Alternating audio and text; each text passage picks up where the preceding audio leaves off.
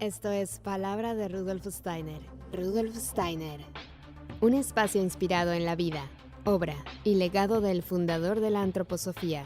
Un camino de conocimiento que conduce lo espiritual del ser humano a lo espiritual del universo. Palabra de Rudolf Steiner.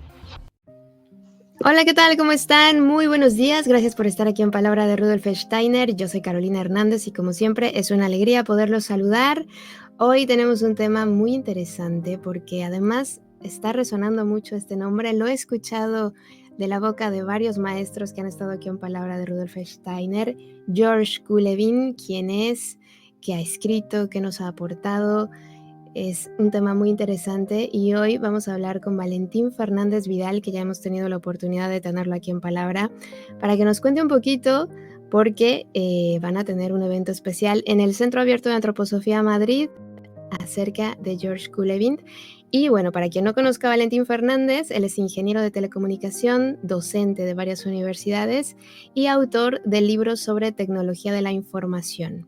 En el ámbito antroposófico ha trabajado sobre todo en el campo del desarrollo de la conciencia y desde hace años imparte seminarios y conferencias. Es autor de varios libros y artículos sobre el tema y coautor del libro El viaje solar de la conciencia. Así que le doy la más cordial bienvenida, Valentín. Gracias por estar aquí en Palabra de Rudolf Steiner. ¿Cómo estás? Muy bien, Caro. Encantado de estar otra vez con vosotros y de hablar sobre Culevin, un maestro al que he tenido la suerte de conocer. Y fascinante, ¿no? Pero bueno, me gustaría también decirles que este sábado 9 de noviembre, o sea, este sábado no, el sábado 9 de noviembre, de 10 a 13 horas, pueden participar en este encuentro en el Centro Abierto de Antroposofía de Madrid, donde Valentín nos va a acompañar también para compartirnos un poquito acerca de ese trabajo que realizó Culevin. ¿Es así? ¿Nos puedes contar un poquito? Sí, esta jornada que le dedicamos a Georg es en memoria del centenario de su nacimiento. Nació en 1924, falleció en enero de 2006. Y lo que queremos es, aprovechando el centenario, bueno, se ha celebrado también un gran congreso en Budapest en mayo, en Pentecostés en mayo precisamente, ¿no? De todo el mundo, pues húngaro, alemán, americano, que es donde más tuvo implantación Culevin, las enseñanzas de Culevin. Entonces, nosotros queremos hacer nuestro pequeño homenaje aquí en España, porque también representó para muchos un evento impresionante. Y lo que queremos hacer es un recordatorio de lo que fue su venida, la tarea a través de algunos de sus libros de lo que desempeñó, y en una segunda parte una reedición de un libro muy importante suyo. Eso va a ser un poco también música de gente que le conoció, una semblanza. Culevin podría haber sido también un pianista de nivel, pero eligió otra profesión, y entonces va a haber también un homenaje musical a él. Ah, qué maravilla. Bueno, y nos puedes contar un poquito, para quienes no conozcan a Culevin, quién fue, qué hizo, cuántos libros dejó, un poquito acerca de él. Sí, Georg Culevin, como digo, nació en Hungría, en Budapest, en 1924. Tuvo una existencia, aunque parecía que estaba dedicado iba a tener una dedicación a las cuestiones artísticas, incluso podía ser un músico de calidad. Después de una gran experiencia, una penosa experiencia a través de campos de concentración, dejó esos temas y se embarcó en temas científicos. De hecho, llegó a ser catedrático de física química en la universidad, y eso siempre fue para él un acicate, porque le dio a todos los temas anímicos. Él, por contar un poco más, él fue muy aficionado también al psicoanálisis y especialmente a Carl Gustav Jung. Ah, Entonces, el padre de los arquetipos, el inconsciente colectivo y todo esto. ujú. Entonces, él consiguió, y le gustaba decirlo, que a través del estudio de las ciencias naturales fue capaz de dar una visión científica a todo el estudio de lo anímico. Toda su obra se proyecta así. Y, por supuesto, la obra gnoseológica, la obra epistemológica de Rudolf Steiner fue fundamental para él. De hecho, la antroposofía es la parte fundamental que él ha desarrollado. Entonces, su obra, como digo, fue sacando tiene me parece que 20 libros en total o veintitantos libros en total, y su obra fue poniendo peldaños en toda esta escalera de construir la ciencia espiritual como ciencia. Lo hizo, bueno, si quieres, porque si me pongo a hablar, creo que acabo dando la conferencia que daré. Bueno, ¿nos puedes hablar un poquito entonces de estos libros que él ha escrito? Que antes de entrar al aire hablábamos justamente de que estoy leyendo este libro que se titula Hacia una conciencia de logos, que le decía yo a Valentín que, bueno, apenas voy en la página 24, pero que me parece que cada párrafo es digno de una meditación, porque realmente lo que él comparte, yo creo que, a ver, merece, ¿no? Que lo observes, que lo percibas, o sea, es precioso, ¿no? Lo que él ha aportado aquí. Sí, bueno, este libro se tradujo tarde, en el 97. Yo este libro lo tengo en inglés desde me parece que es el segundo, sí. Empezamos a trabajar un amigo que es el que descubrió a Culebin. Es que estoy con contar un poco la historia. Lo descubrimos en el 92. Culebin no hizo su entrada en España hasta el 96, 1996. Vino de la Mm. mano de Javier Lantero, que también estará en el Congreso, y nos contará esa experiencia de haberlo conocido fuera y traerlo a España, esa gran suerte que tuvimos. Y esta conciencia de logos pues no se tradujo hasta el 97 o 98 más o menos, no vio la luz. Yo la tenía en inglés, la habíamos leído antes. Es difícil. Todos los libros de Culebin son difíciles, ya menos de la normalidad a la salud, que es fácil, pero realmente es difícil también a su vez. Esto lo único que animo y he animado siempre a la gente, y cuando he dado seminarios sobre ello, lo digo, tiene una dificultad, pero es que son un tesoro. O sea, encontrar un tesoro requiere estudio, requiere trabajo y requiere voluntad de Claro. desarrollarlo. El estudio hacia una conciencia de logos, su propio nombre, los nombres de Culebin ya indican hacia dónde se dirigen. Y hacia una conciencia del logos precisamente el descubrimiento del logos en nosotros. También habla de ello, aunque de otra manera, el libro que vamos a presentar, la reedición del libro que vamos a presentar, el de la vida del alma entre el supraconsciente y el subconsciente.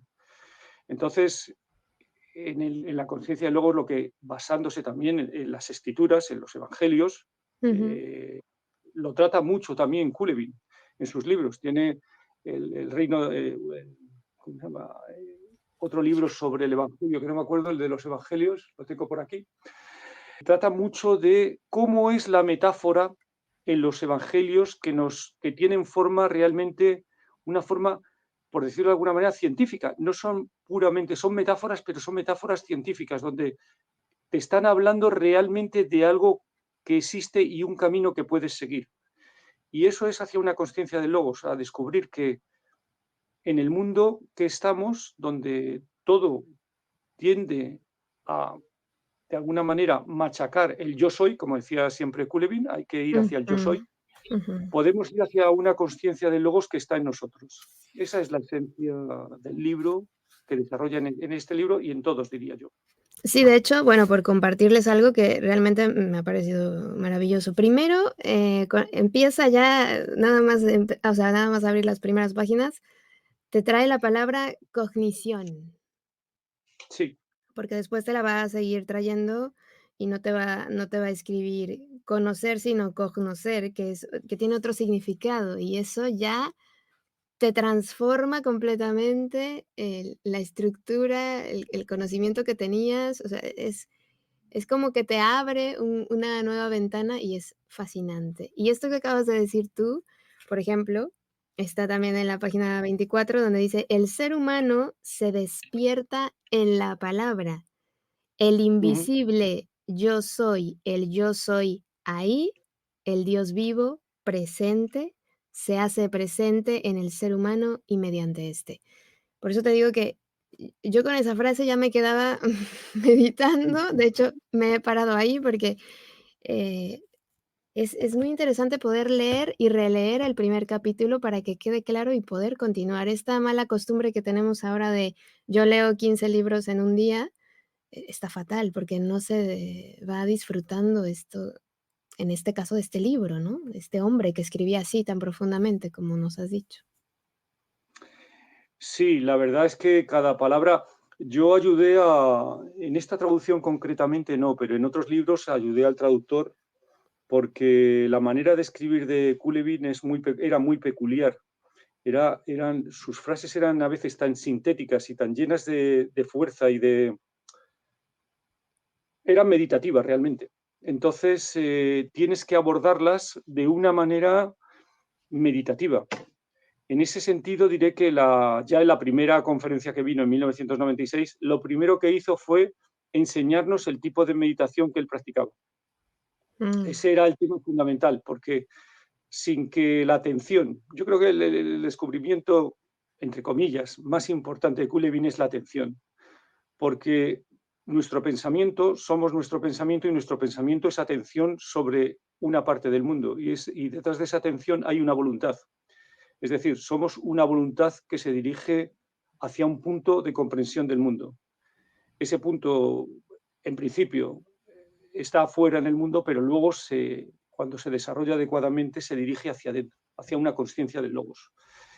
ujú. Eh, y cada frase, evidentemente, te la tienes que pensar muy mucho, porque está llena de sentido. Es más, no es un sentido único, como son las frases Mm. de una cognición de tal estilo, cada frase puede desarrollarse 1000 veces y de 1000 maneras diferentes. Es por eso que requiere, también lo decía Steiner, lo decía de la filosofía de la libertad, decía, no ha sido verdaderamente comprendida porque requiere un conocimiento etérico, requiere un pensamiento etérico. Pero en Culebin todavía es, por su manera de escribir, era más evidente en muchos casos. Sí, la verdad es que es fascinante. No sé, la verdad es que soy muy poco conocedora de su obra. No sé cuántos libros hay traducidos de Culibin al español, no sé si tú tengas el dato. Pues yo creo que debe haber como unos 10 o algo así, 10 más o menos. Porque entre los que tengo en inglés y en alemán ya no sé los que tengo, pero faltan algunos fundamentales que la editorial ahora con la reedición, esta reedición que va a haber de La vida del alma, que a mí me parecía, yo la sugerí porque me parece fundamental.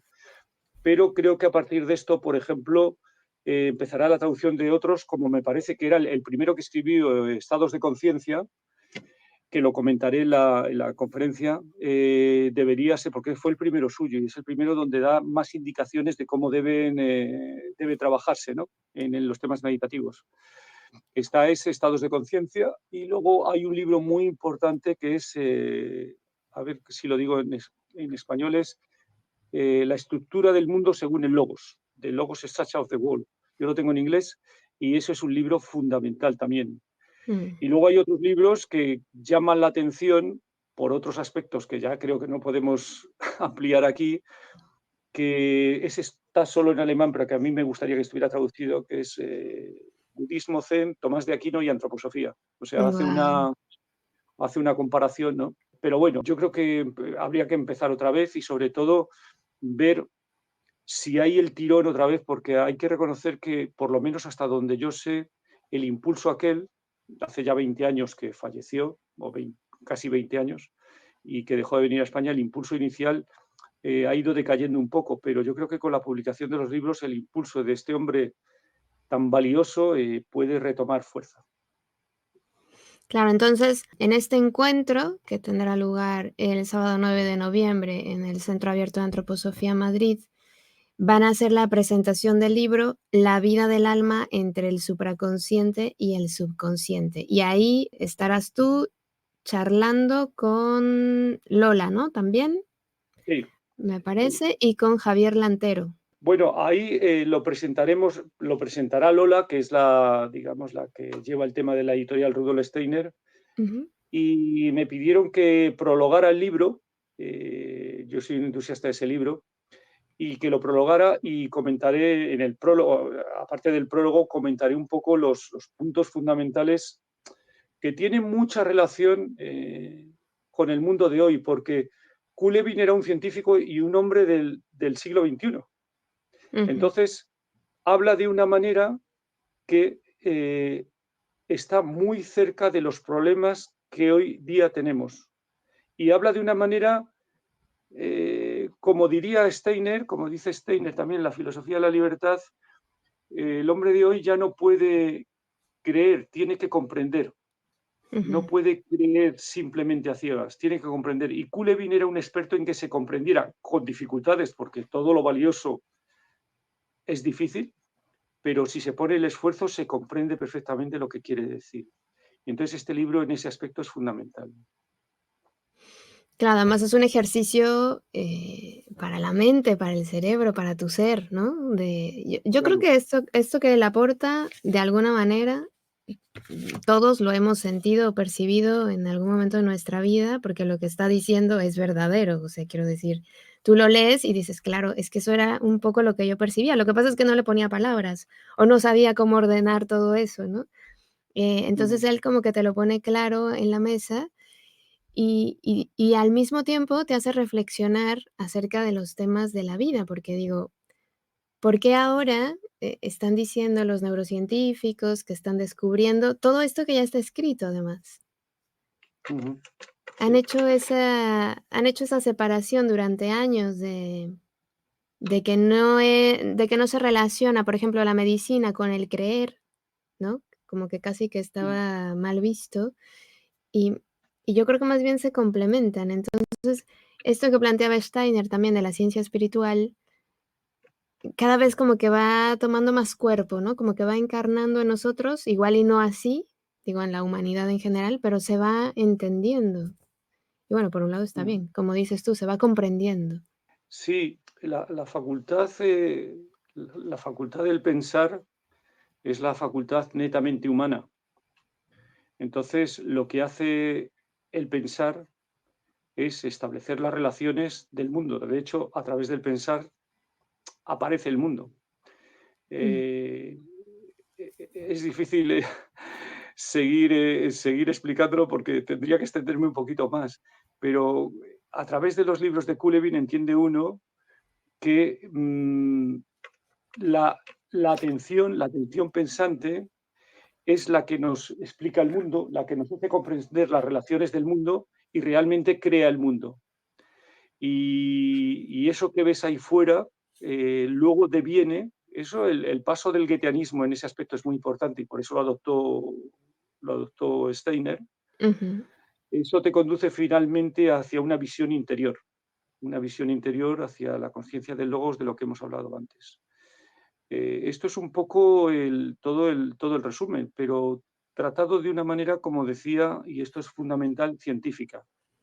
Y me parece que el libro, volviendo al libro que vamos a tratar el próximo día, tiene mucha importancia porque habla de algo importante para el hombre del siglo XX y XXI, que es el psicoanálisis. O sea, aparece Mm, el inconsciente, aparece que hay algo ahí debajo del ser humano, que antes no lo había. ¿Por qué aparece en ese momento y no en otro? Pues porque era el momento para que apareciera. Y Kulevin en este libro puntualiza determinados aspectos del ser humano que hoy se están tratando como el inconsciente y los trata como dentro de lo que él llama el subconsciente, ujú. como aspectos de lo supraconsciente que no son comprendidos y que son enviados hacia lo subconsciente y desde allí operan. El caso más claro es que me acaba de llegar una conferencia sobre la educación de profesores a través de las hormonas. Es decir, de las hormonas que tiene el niño explican su conducta. Ese Mm, materialismo que hoy es digamos, el escenario donde se juega todo, ujú.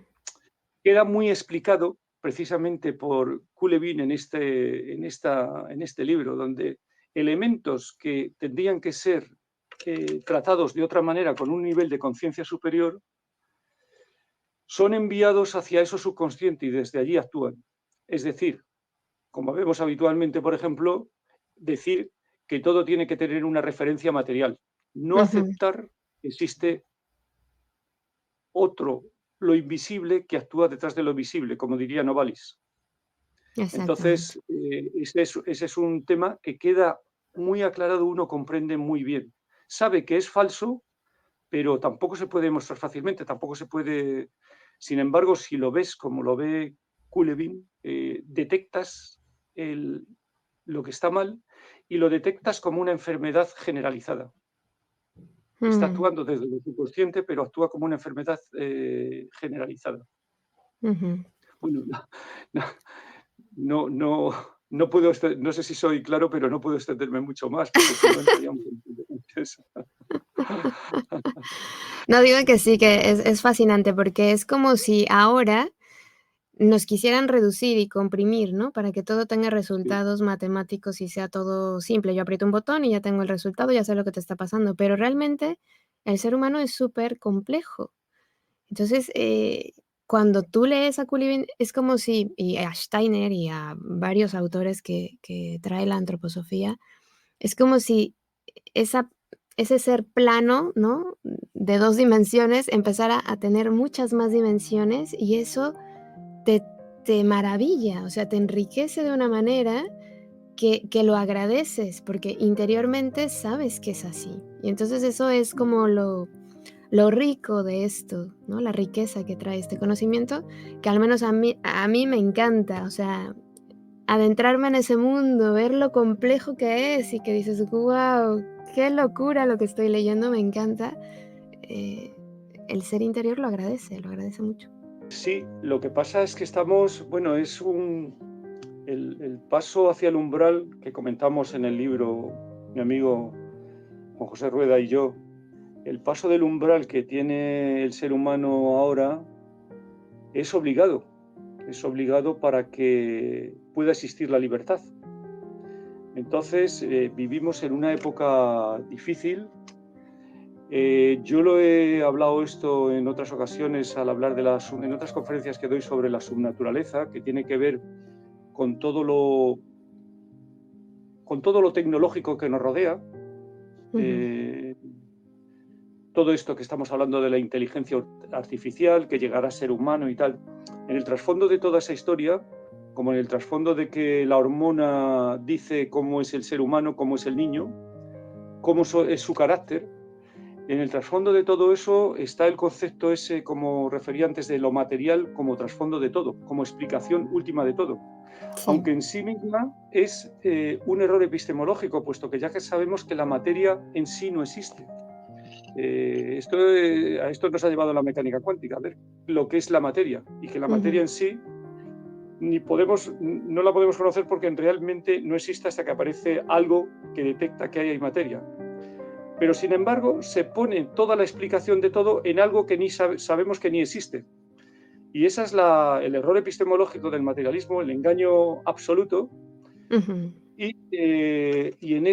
Pero en esa epidemia del pensamiento, mucha gente Sí, queda pillada porque además se impide la reflexión en el pensamiento.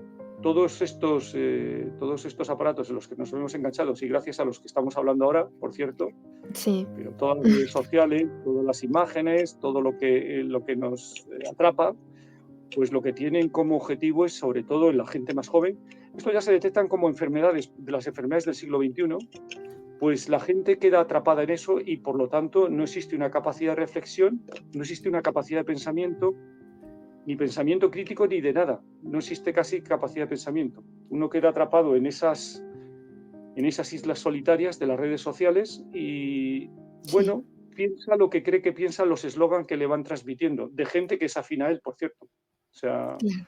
lo que, lo que va viendo es una especie de, como dice un autor, un filósofo moderno que está muy cercano a la antroposofía, queda como islas de narcisismo atrapadas en la red. Y bueno, esta es la lucha que hay que tener hoy en día y para ello es necesario pues, un desarrollo del pensamiento que pueda compensar ese ataque contra el yo que existe, ese ataque contra el yo que, que es lo que existe realmente hoy en día. Exactamente. Es lo que te decía, como que esa sensación de que nos quieren reducir, aplastar, ¿no? Por todos los campos posibles. Y entonces, yo creo que con este conocimiento hasta se pierde un poco ese miedo a la muerte, que yo lo experimenté siendo mucho más jovencita, que entré en pánico a la muerte, tan así, que, mis reflexiones eran, o sea, llegué a esa reflexión yo sola de tanto pensarlo, de que dije: "Dormir es como morir". Entonces no quería dormirme. ¿ves? O sea, de tanto que lo pensé, llegué a esa conclusión porque lo vi y dije: "Oye, pero si cuando me duermo es como si me muriera". Fue una sensación verdadera que me Ujú. llegó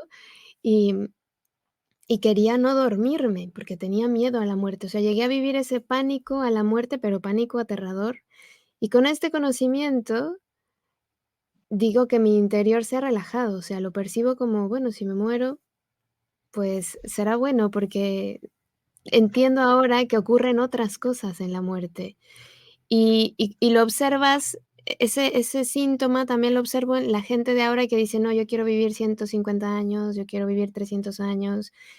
Y yo digo: "Sí, pero no solo es vivir cuántos años, sino qué haces durante la vida, ¿no? ¿Qué estás aportando tú? ¿Qué estás dejando?". No solo es: "Quiero vivir aquí para seguir comprando y para seguir consumiendo", sino: "Quiero vivir aquí para seguir ayudando, para seguir dejando, para seguir contribuyendo", ¿no? Esa sería Ujú. la idea, pero esa idea no está. Está: "Quiero vivir mucho para ganar mucho más dinero", y ya está. Es como reducido otra vez. Bueno, por ejemplo, la singularidad, esto de que el androide será o el cyborg será tan inteligente como el ser humano y tal, todo lo que nos están proponiendo desde el mundo materialista tecnológico es también una promesa de inmortalidad. Nos irán cambiando miembros, nos irán eso, y llevarán incluso nuestros recuerdos a un ordenador y entonces seguiremos viviendo una especie de conciencia tecnológica, seremos una especie de androide y tendremos asegurada la inmortalidad. Eso no es trivial, eso se lo cree mucha gente. Es Ujú, la promesa de la inmortalidad, de la felicidad a través de un placer total, de diversiones, de estar siempre conectado, etcétera, etcétera, de libertad. Los anuncios de libertad que existen en la televisión y en todos los medios son siempre referentes a esto ujú. y también de inmortalidad, también de Sí, inmortalidad, eso es lo que nos prometen, eso es lo que prometen. Así exacto. que Sí, eso está ahí, y alejarte de la naturaleza del ser humano, ¿no? Hace muchos años yo claro, también observé una especie de campaña que estaban realizando con las mujeres para decirles que les ponían un chip para que nunca más volvieran a tener su periodo. Y había muchas mujeres entusiasmadas, claro, porque es engorroso, puede ser difícil, puede ser duro para muchas mujeres. Y claro, te prometen algo así y tú vas de cabeza, dices: "Sí, yo quiero eso", ¿no? Pero al mismo tiempo pierdes esa conciencia de que si te ha tocado tener esa naturaleza, habrá que transitarla, vivirla, porque esa naturaleza te va a traer a ti conocimiento, experiencias y te va a aportar fuerza y te va a enriquecer. Entonces, como esa es la parte complicada, esa no la queremos, ¿no? Queremos la parte sencilla y entonces yo creo que ahí el ser humano va perdiendo y tenemos que hacer músculo también en otras zonas, creo yo. sí. Mira, es un ejemplo claro de lo que decía yo antes del supraconsciente y el subconsciente. Se ha trasladado una fuerza como es el amor creador, que es capaz de crear obras de arte. Sabemos que los artistas crean algo que no existe, Ujú. porque ellos lo imaginan, son capaces de imaginarlo. Otro tema es el de la imaginación, pero no tocaremos ese palo hoy. Entonces son capaces de crearlo por amor a esa obra de arte. Entonces ese amor que puede existir entre las personas es trasladado, baja de plano, baja de una comprensión no comprendida supraconsciente y baja al plano del subconsciente. Y allí se transforma en un movimiento mecánico que provoca Mm, placer. Y queda, hoy lo vemos en la sexualidad desaforada que existe, incluso tratando de trasladarla a los niños, esa maldad de transmutar algo que es de nivel supraconsciente y espiritual a algo subconsciente y puramente material. Ese es mm, un ejemplo clarísimo de ese tema. Hay que, ya. por supuesto, como dices, desenmascararlo y sacarlo de ese papel, de esa cosa en la que se ha transformado. Para eso sirve tratar de pensar y tratar de pensar, elevar el nivel de conciencia. Estamos hablando de que cada vez que conocemos elevamos nuestro nivel de conciencia. Vamos empujando los límites de nuestra conciencia un poquito más allá y comprendiendo más cosas, claro. Claro, yo creo que, al menos aquí todos los maestros que han pasado por aquí han tratado de aportar un poquito en ese sentido, ¿no? Cuando estaba Melé y nos decía: "Bueno, no consumas por consumir, sino piensa lo que consumes", ¿no? ¿De dónde Ujú. viene, no? ¿Hacia dónde va el que yo consuma y qué hago con esto? O sea, ¿es porque sí, es porque me lo han impuesto, es porque realmente lo necesito? O sea, el ejercicio del pensar en todos nuestros actos no viene mal, digo yo. No viene mal. No viene Sí, mal, es hay que pensar en cada cosa de la que hacemos y buscar las causas y buscar más allá, siempre empujar los límites de la conciencia. O sea, en- los que están en la semana siguiente a esta, a la de la conferencia de Culebin, ujú, me voy a Navarra, a Pamplona, a un seminario que organiza allí anualmente los agricultores biodinámicos ujú, y de la zona aquella. Y entonces, precisamente la conferencia mía se llamará Los ataques contra el yo en el siglo XXI. Y allí es que es mucho más fácil, uno está tan rodeado de naturaleza y viviendo aquello, claro, que es como más fácil entender esto de lo que estamos hablando. Nosotros, siempre se lo digo, vivimos en un ambiente mucho más hostil. Estamos alejados de la naturaleza y por lo tanto no nos puede transmitir lo esencial, lo que está detrás de la naturaleza, ¿no? Y esa es una lucha, hacernos reflexionar sobre lo que está detrás de la naturaleza, lo que está en cada ser humano. En fin, esto es lo que nos propone Culevin, ser cada vez más conscientes para llegar a una conciencia de logos, claro. claro, y entonces ahora es cuando entiendes a todos estos psicólogos que están hablando y que están tan de moda en las redes sociales, cuando nos dicen que somos adictos a la dopamina, ¿no? El Sí, el el solo sentir placer instantáneo sin el ejercicio que implica, porque yo insisto, y lo he dicho varias veces, no hemos venido al mundo para estar cómodos, o sea, esa no era la promesa, ¿no?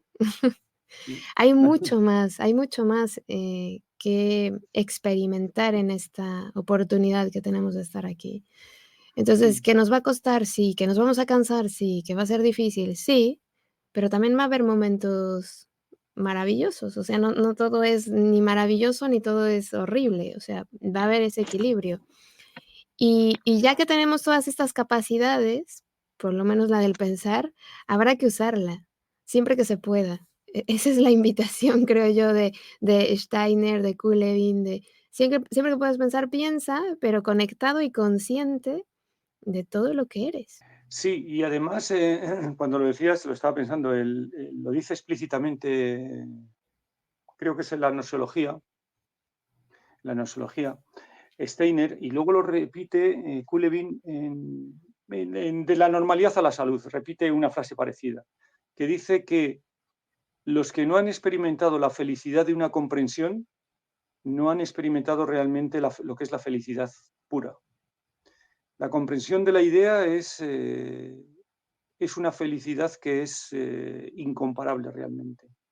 Ujú, Y venimos para eso, para desarrollarnos como seres humanos y tener esas comprensiones. Lo demás, exactamente. pues es lo que nos toca vivir, ¿no? Nos toca vivir en unos momentos, en otros, más difíciles, más fáciles, pero bueno, nuestro recorrido es lo que somos. Somos, como dice un autor mío muy querido, C.S. Lewis, muy amigo de Tolkien, dice, usted es... La frase tal como la dice, que es muy semejante a otra de Steiner, un poco más completa, dice, usted no tiene un alma, o usted es un alma, lo que tiene es un cuerpo. Entonces, usted es un alma realmente.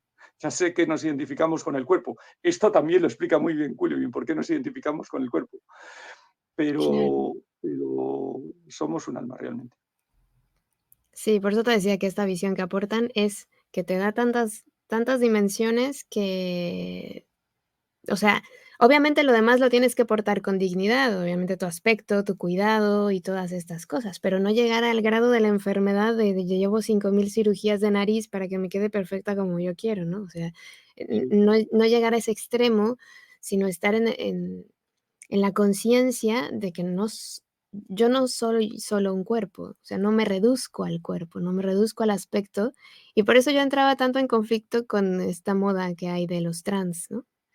Cuando el hombre mm, dice: "No, yo cuando me maquillo y me visto como mujer, soy mujer porque me siento mujer", y yo decía: "Pero es que la mujer no solo es aspecto, o sea, la mujer tiene un mundo interior complejo y fascinante que por más que yo te lo explique, no lo vas a entender, ni lo vas a poder vivir, porque son claro. 2 mundos complejos, tal como si me dices lo que se siente ser hombre, yo tampoco lo voy a poder entender del todo, habrá cosas que no, podré sentir, ¿no?, en este momento.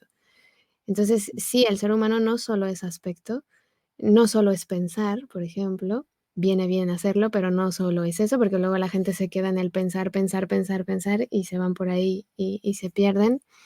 Y entonces, leer a Kulevin no va a ser fácil, es Ujú. complejo, pero yo espero que a partir de este programa, de esta charla, haya gente mucho más entusiasmada por conocerlo y por hacer ese esfuerzo de leerlo, de sentirlo, de vivirlo. Y no sé si haya gente que se atreva, no sé si te ha pasado a ti, Valentín, con algún autor, de estar en desacuerdo con lo que escriben. Pues, mm, con algún autor, bueno, autores clásicos sí, sí. Con Kulevin concretamente, realmente no. Eh, Quizás, algunas expresiones me han chocado y algunos conocimientos que tenía sobre otras cosas. Por ejemplo, que ya que hablamos, yo fui un gran estudioso de Jung, de Carl Ujú, Gustav Jung, eh, y había cosas que me parece que a veces no son bien comprendidas de él, pero bueno, son cosas menores realmente. Todo el mundo puede tener alguna- algún desacuerdo pequeño y tal, pero fundamentalmente son maestros de la verdad, como Steiner. Entonces, uno lo que tiene que hacer es, que no impide, esto creo que es importante.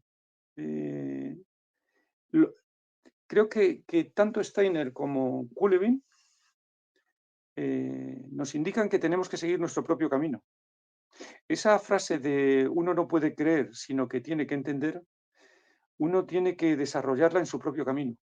No todos somos iguales, gracias a Dios, ni muchísimo menos.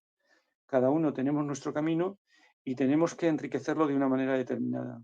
Entonces, creo que porque en el fondo, si lo piensas, detrás de eso subyace la libertad personal, que es precisamente lo que tenemos que hacer, buscar esa libertad dentro de nosotros mismos. Entonces, bueno, son caminos, los caminos son personales, hay que dejar que cada uno busque su propio camino. Pero hay que reconocer que hay grandes maestros que son capaces de ponernos, de orientarnos en el camino. Además, también lo dice Stein en otro sitio, que la época de los maestros, de los gurús, pasó. Ya el que sabe más va por delante de ti y te indica el camino, pero luego eres tú el que tienes que desarrollar el camino eres tú. claro. Y yo no sé qué tanto también tenga que ver la traducción en la comprensión de lo que este autor quiso decir, porque a veces yo, en la experiencia que tengo, creo que el lenguaje tienes que sumergirte en él, ¿no? Para comprenderlo muy bien, porque, no sé, lo veo como una atmósfera, ¿no? O sea, el hablar Ujú, español de aquí de España, el poder entender qué quieren decir con la palabra que pronuncian. Por ejemplo, aquí se utiliza mucho la palabra vale para decir vale, estoy de acuerdo, o sea, sí, lo acepto.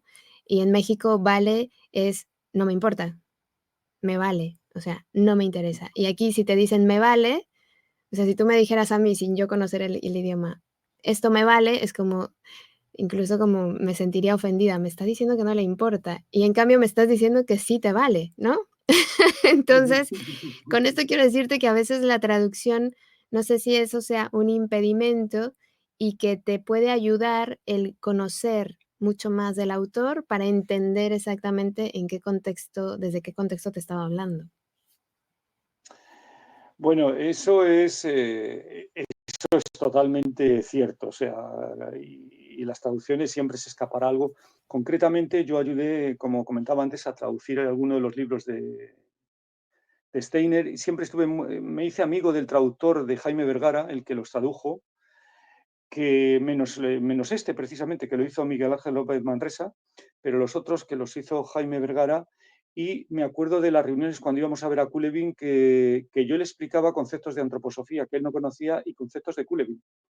Porque es que si no, recuerdo la traducción de Practicar la verdad, que por cierto no es el título que debía ser, pero bueno, que discutimos durante meses temas porque él decía, pero es que esto dice así, no, pero lo que quiere decir es esto. Decía, pero es que no es exactamente así.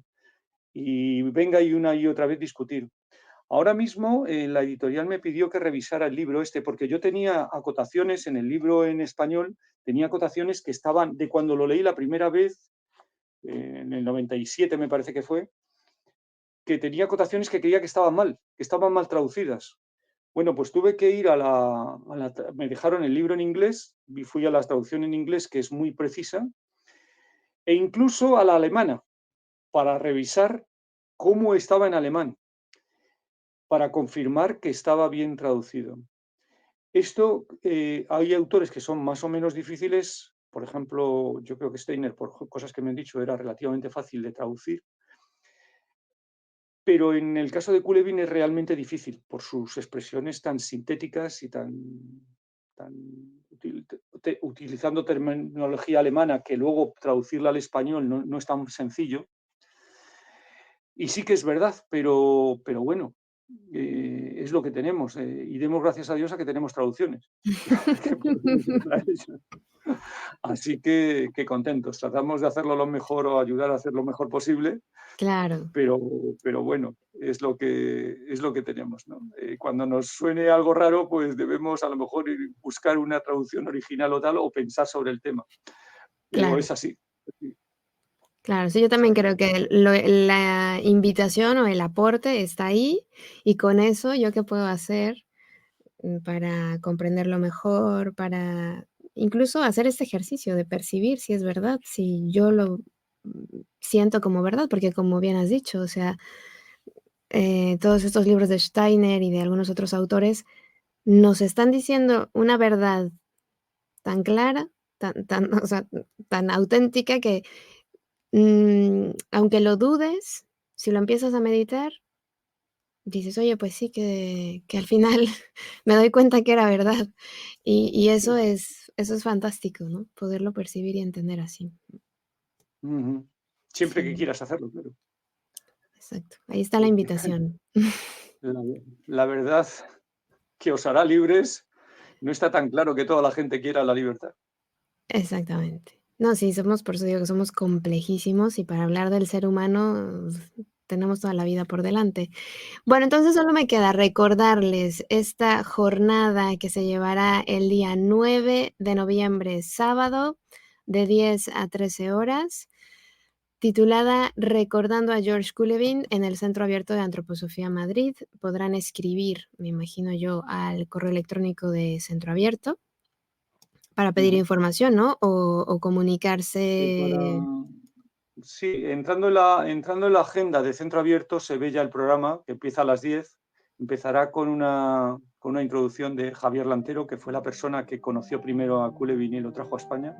Ujú, Luego yo hablaré de, aunque le he puesto el título genérico de La normalidad a la salud, que es el libro más conocido de Georg Culevin y por el que recomiendo que se debe empezar, es el que abre un poco la puerta a todos sus demás libros. Luego habrá un descanso y una intervención musical, y luego hablaremos sobre el libro este de la vida del alma, tanto la editorial como yo. y que acabaremos a la 1. O sea, será un acto realmente, bueno, no muy extenso, pero yo creo que será muy interesante. Muy interesante. A la gente que conoce a Coulevain, como mucha gente que va a venir que conoce a Coulevain, le gustará ver otra vez hablar de Georg.